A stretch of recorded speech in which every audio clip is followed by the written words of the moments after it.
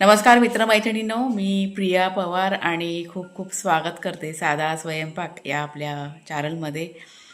तर मागच्या वेळेस भरपूर अशा कमेंट्स मला आलेल्या आहेत. साधारण एक 7-8 दिवस झाले कुणालच्या बाबतीमध्ये. म्हणजे कुणाल जॉब काय करतो आणि कुठे जातो ऑफिसला, भरपूर अशा कमेंट्स आलेल्या. आणि मी आत्ताच हल्ली 2 का 3 दिवसापूर्वी सांगितलं होतं की त्याला जेव्हा सुट्टी असेल ना त्यावेळेस ह्या गोष्टी मी तुमचे शेअर करीन. पण तर जॉबचं बोलायच्या आधी त्याचं शिक्षण किती झालं आहे आणि कसं त्यांनी शिक्षण केलं आहे आणि कसं तो इथपर्यंत आला आहे, ह्या एक 2-4 गोष्टी पण म्हणजे बोलणं गरजेचं आहे. म्हणजे ते कशा एकमेकांना जोडलेल्या आहेत आणि त्याच्यामुळे मला असं वाटतं की ज्या मागच्या ज्या काही 3-4 गोष्टी आहेत त्या आपण तुमचे शेअर करते. तर चला सुरुवात करूया आपण. सगळ्यात महत्त्वाचा प्रश्न म्हणजे नवीन नवीन बघा सबस्क्रायबर जोडले जातात चॅनलशी. तर म्हणजे प्रत्येकजण विचारतं तुमचं गाव कोणतं. तर आम्ही राहतो तराळ्यामध्ये, कणकवलीमध्ये हे गाव पडतं. खारेपटणच्या पुढे ना, राजापूर हा, खारे. राजापूर खारेपाटण सोडलं की तरळ आहे. हां, कोकणामध्ये हे गाव येतं. आपलं गाव चांगलं म्हणजे हे मोक्याची जागा आहे. तरळ म्हणजे तरळातून आपल्याला वैभववाडी, परत तुम्हाला कोल्हापूर मार्ग महामार्ग तिकडे जायला आमचं तरळातूनच जावं लागतं, नाहीतर मग पुढे जायला लागतं. म्हणजे वैभववाडी कणकवलीच्या आजूबाजूलाच आमचं गाव आहे. छोटंसं आमचं गाव हायवे आहे. रोडलाच आहे, एवढं काय यायला नाही. हां. आता राहिला प्रश्न कुणालचं शिक्षणाचा. मी सांगते, कुणालचं 12वीपर्यंत शिक्षण झालं आहे आणि मुंबईमध्ये पूर्वी आम्ही राहायचो. आत्ता साधारण एक 5-6 वर्ष झाले आम्ही गावी राहिलो. म्हणजे लॉकडाऊनच्या नंतर आम्ही गावी आलो आणि त्याच्यानंतर आता इथे आम्ही आता स्थायिक झालेलो आहोत. कुणालचं सगळं शिक्षण मुंबईला झालेलं आहे. 12वीपर्यंत शिकला आहे तो आणि त्याला करायचं होतं मेकॅनिकल इंजिनियर ना. Mechanical engineer. हां, त्याला गाड्यांमध्ये भरपूर असा इंटरेस्ट होता. तो पण बोलेल तुमच्याशी, पण तो कमी बोलतो ना, त्याच्यामुळे थोडीशी माहिती आहे ना ते आम्ही देतो. आणि मग आता तो जे काम करतोय त्याच्याबद्दल तो तुमच्याशी बोलेल असं. पण त्याच्या आधी म्हटलं ह्या 2-4 गोष्टी आहेत ना त्या म्हटलं आम्ही सांगतो की मेकॅनिकल इंजिनियर त्याला बनायचं होतं. आणि तसं ॲडमिशन पण आपलं झालं होतं, सगळं नक्की झालं होतं. आम्ही बोरिवलीमध्ये कुठलं ते कॉलेज, सेंट जॉर्ज काय सेंट जोसेफ, सेंट झेवियर्स काय नाव होते? हां, सेंट जॉर्ज काय तर असं काय सेंट झेवियर्स. हा, असं काय सगळं झालं होतं. आणि फॉर्म बिम सगळं भरले, पैसे पण सगळे झाले होते. फक्त एवढंसं काहीतरी राहिलं, म्हणजे सिग्नेचरचा काहीतरी प्रॉब्लेम झाला आणि त्याच्यामुळे त्याचं ॲडमिशन तिथे राहिलं. आणि म्हणजे आम्ही कसं दुसऱ्या दिवशी जाणार होतो परत ते करायला, पण अशा काही गोष्टी घडल्या की सगळं चेंज झालं. म्हणजे बऱ्याच वेळा मी व्हिडिओमध्ये तुम्हाला सांगते की आमच्या बाबतीमध्ये अशा गोष्टी झालेल्या आहेत ना. ते तर आम्हाला म्हणजे मनातून असं तिथे ऍडमिशन करायचं होतं, करावं की नाही करावं याच्यावर कन्फ्युजन होतं. नाही ते पण, आणि मेन कसं ह्या पुढे सगळ्या ह्या गोष्टी पण होणार होत्या ना, गावी येणं वगैरे आमचं काही नक्की नव्हतं. ते अचानकच सगळ्या गोष्टी झाल्या आहेत. आणि तिथे मग त्याला जे करायचं होतं ते त्याला नाही करता आलं. मेकॅनिकल इंजिनियर त्याला बनायचं होतं, पण ते तिथं स्टॉप झालं आणि त्याचं ॲडमिशन तिथे थांबलं. एवढ्या गोष्टी म्हणजे जवळजवळ नक्कीच झालं होतं. पण नंतर अशा काही गोष्टी झाल्या की आम्हाला भरायचं होतं ना, पेमेंट. नाही, पेमेंट तर सगळं झालं होतं आणि थोडंसं काहीतरी चूक झाली, सिग्नेचर मध्ये चूक झाली. काहीतरी चूक झाली. आणि मग आम्ही विचार केला की आपण दुसऱ्याशी जाऊया. आणि त्याच्यानंतर मग अचानकपणे सगळ्या गोष्टी अशा चेंज झाल्या ना की आम्हाला गावी मग यावं लागलं. असं सगळं झालं. ते ॲडमिशन पण मग राहून गेलं. मग बऱ्याच वेळा मी तुम्हाला सांगते की जे काही पुढे होणार असतं ना, देव आपल्याला मार्ग दाखवतो आणि तशाच गोष्टी आमच्या बाबतीमध्ये झालेल्या आहेत. परिस्थिती बदलते अचानकपणे सगळं चेंज झालं वातावरण. कुणाला जेव्हा चहा पितात. आणि मग आम्ही गावी आलो आणि त्याच्यानंतर मग आता काय करायचं काही सुचत नव्हतं आम्हाला. त्याला म्हटलं ॲडमिशन घे. त्यांनी मग ह्याचा कॅम्प्युटर कोर्स केला, MSc-ITचा. आणि त्याच्यानंतर त्याला विचारलं की तुला काय करायचं, तर त्यांनी सांगितलं की ग्राफिक डिझाईनचं करूया, कारण इथे मेकॅनिकल इंजिनिअरचं गावी शक्य नव्हती ती गोष्ट. इथे पण आम्ही बघितलं की त्याला जे करायचं आहे ते म्हणजे होईल का, पण इथे काही शक्य नव्हतं कारण सगळं लांब होतं. इथे शक्य आणि हाय पण नाही, म्हणजे त्याला जे करायचं ते नव्हतं इथे. आणि लांब पण होतं ना. आम्ही चौकशी केली होती आम्ही. इथून त्याला जायला लागलं फोंड्यात, ते 2-4 गाड्या बदली करा. त्यावेळेला त्याला बाईक पण नव्हती, काहीच नाही. आमची परिस्थिती खराब होती ना. गाडी घेऊन बाईक घेऊन द्यावी की नाही ना, आता बघा आमच्याकडे गाडी होती त्यावेळेस पण आमची परिस्थिती अशी नव्हती की पेट्रोल वगैरे खर्च करून रोजच्या रोज आपण त्याला सोडायला जाणं घ्यायला जाणं शक्यच नव्हती ती गोष्ट. आणि परत ST वगैरे आमच्याकडे गाड्यांचा भरपूर प्रॉब्लेम आहे. दिवसाला काहीतरी 1 का 2 ST आहेत. ST चुकली का मग चालत जायचं. आम्ही पण चालत जायचो कारण आमची त्यावेळेस कंडिशन खराब होती. मार्केटमध्ये जर जायचं झालं ना तर आम्ही चालतच जायचो कधीमध्ये किंवा STने जायचो. शक्य झालं तरच आम्ही गाडी काढायचो. त्यावेळेची गोष्ट सांगते मी. आणि त्याच्यानंतर मग कुणालचं ॲडमिशन घेतलं आम्ही MSCITला इथेच तळ्यामध्ये कॅम्प्युटर क्लास म्हणजे क्लास त्यांनी जॉईन केला आणि तिथे त्यांनी ग्राफिक डिझाईनचा कोर्स केला. कुणालने जी मेहनत केली त्याचं फळ आहे. हां, आहे तो चांगल्या ठिकाणी कामाला आहे, व्यवस्थित त्याचं चाललंय. त्यांनी खूप मेहनत केली. मेहनत भरपूर केलेली आहे. म्हणजे आता त्याचा बर्थडे बघा झाला त्यावेळेस मी तुम्हाला सांगितलं, म्हणजे अक्षरशः त्या दिवशी पण माझ्या डोळ्यात पाणी आलं होतं तुम्हाला सांगताना की त्यांनी भरपूर हाल सोसलेत गावी आल्यानंतर. म्हणजे काय इथून आता ग्राफिक डिझाईनचा कोर्स करायला त्याला जायला लागेल तर तळा आमचं इथून आहे 7 किलोमीटर 6-7 किलोमीटर येऊन जाऊन 14 किलोमीटर त्याला येऊन जाऊन तो प्रवास रोज पायी करायचा, चालत जायचं बोला. त्याला म्हणजे ते बसचा प्रवास वगैरे त्याला आवडत नाही. तर गेला त्या गाडीने का बसमध्ये गर्दी असते आणि त्याला गर्दी जास्त होते, तो चालतच जायचा. एसटी मध्ये गर्दी भरपूर असायची त्याच्यामुळे मग ना एकदा दोनदा तो एसटीने गेला होता आणि त्याच्यानंतर पूर्ण आवाज करू नको. त्याच्यानंतर मग फक्त त्याला असं वाटलं की नाही खूप गर्दी आणि खूप त्रास व्हायचा. यायचं पण ठिकाण नाही ना, कधी 1 तास लेट, कधी अर्धा तास. टाइम टेबल फिक्स नाही. त्यामुळे चालत त्यांनी ती सवय करून घेतली स्वतःला. स्वतः चालत जायचं, चालत यायचा. तुम्ही जुने व्हिडिओ तुम्ही बघितलात ना मागचे तर बघा, त्याला मी बऱ्याच वेळा दाखवलंय की चालत जायचं ना क्लासला वगैरे. असं त्याने जवळजवळ 2 ते 2.5 वर्ष त्यांनी केलं आणि तो दोन्ही त्याचे जे कोर्स आहेत ते पूर्ण केले. आणि त्याच्यानंतर मग कुणाला काय केलं तू सांगशील का? बस खाली मग मुंबईला आपण जॉबसाठी गेलो ना. नाही, त्याच्यानंतर मग आम्ही आमचं अचानकपणे मुंबईला जाणं झालं. एक 4-5 महिने आम्ही गेलो अचानकपणे. अशा काही गोष्टी घडल्या की आम्हाला मुंबईला जावं लागलं. ते मग एक साधारण 4-5 महिने होतो आम्ही. आणि त्याने जो कोर्स केला ना ग्राफिक डिझाईनचा कोर्स केला ना कुणाल तू. हां, आणि तिकडे मग त्याने इंटरव्ह्यू वगैरे दिले मुंबईला. आणि कुणाच्या बाबांचे मित्र आहेत. अचानक तो जॉब पण त्याला आता जो जॉब करतो ना तो पण त्याला अचानकपणेच लागलेला आहे. कुणाच्या बाबांचे मित्र आहेत, त्याचे जे बॉस आहेत ना ते त्यांचे खास मित्र आहेत कुणालच्या बाबांचे. आणि इंटरव्ह्यू दिल्यानंतर कुणाल तिथे जॉबला लागला. इंटर्नशिप मध्ये लागला ना कुणाल. पहिल्या मध्ये जरा पेमेंट कमी असतं, असं तर त्या इंटर्नशिप मध्ये तो कामाला लागला होता. आता कुणाल बोलेल थोडंसं. कुणाल तू सांग आता, चल पुढे बसणार इथे पुढे. त्याचा आवाज बारीक आहे ना वाटतं, तूच सांग त्याच्या जॉबबद्दल. म्हणजे भरपूर अशी कष्ट घेत अगदी पायी चालत जात तळ्यापर्यंत 2-2.5 वर्ष त्यांनी हा कोर्स आहे ना ग्राफिक डिझाईनचा पूर्ण केला आणि MSCITचा. आणि त्याच्यानंतर मग मुंबईमध्ये त्याला जॉब लागला. आणि त्याच्यानंतर पुढे तो साधारण मला असं वाटतं की इंटर्नशिप होईपर्यंत एक 6-7 महिने तो मुंबईला होता. आम्ही गावी निघून आलो आणि त्याच्यानंतर कुणाल मग मुंबईमध्ये होता. आणि त्याच्यानंतर पुढे आता कामाचं सांग जरा, जॉबचं तुझं कसं काय आहे ते आता तू सांग.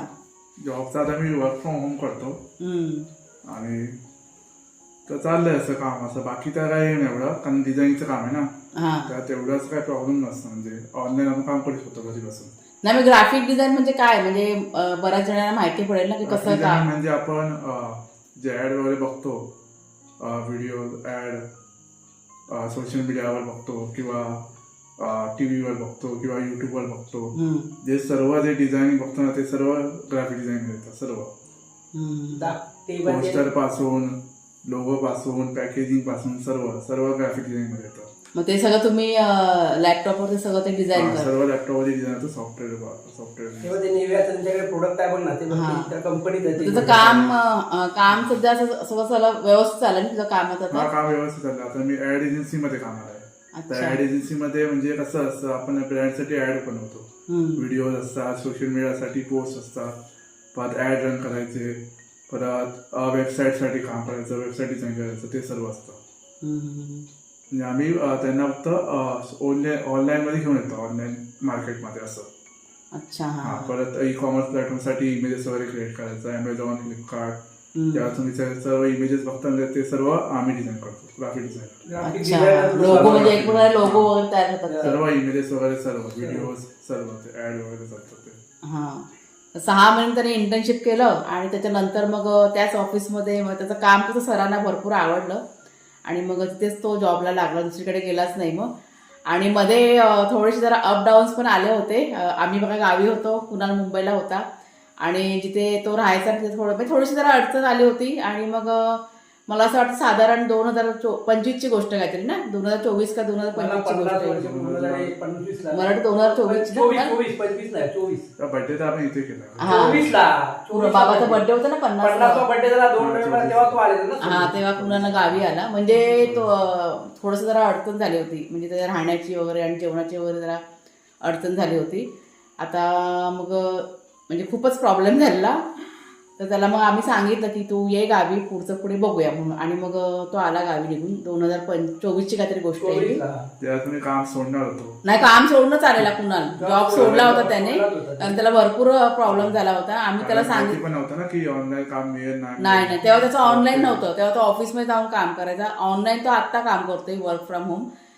पुढचं म्हणजे करायला देतील नाही देतील काय माहिती नव्हतं. परत सोडायला लागेल. हा, मग तो नोकरी सोडूनच तो आला होता गावी. म्हणजे आम्ही सांगितलं की तू ये गावी, पुढचं पुढे आपण बघूया, कारण भरपूर अडचण झाली होती आणि उगाच जिथे राहत होते त्यांना पण उगाच प्रॉब्लेम नको. त्याच्यामुळे आम्ही मग डिसिजन घेतला की त्याला इथे गावी बोलूया, बाकी पुढचं पुढे बघूया. आणि तो आला गावी. त्याच्यानंतर मग एक 4-5 दिवस निघून गेले आणि ते सर आहेत ना त्याला सारखे फोन करत होते आणि तो काय फोन उचलत नव्हता.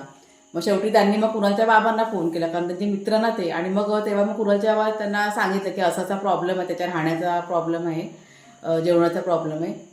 त्याच्यामुळे मग आता काय करायचं. मग म्हणून तो फोन उचलत नाही. त्याला जॉब तर करायचं आहे, पण त्याला हा मेन प्रॉब्लेम आहे. मग ते त्याचे सर काय म्हणाले की त्याला जर का हा प्रॉब्लेम असेल त्याने वर्क फ्रॉम होम करू देत, घरातनं जरी काम केलं तरी पण चालू देईल. आणि त्या दिवसानंतर त्याचं मग ते काम जे आहे ते वर्क फ्रॉम होम सुरू झालं.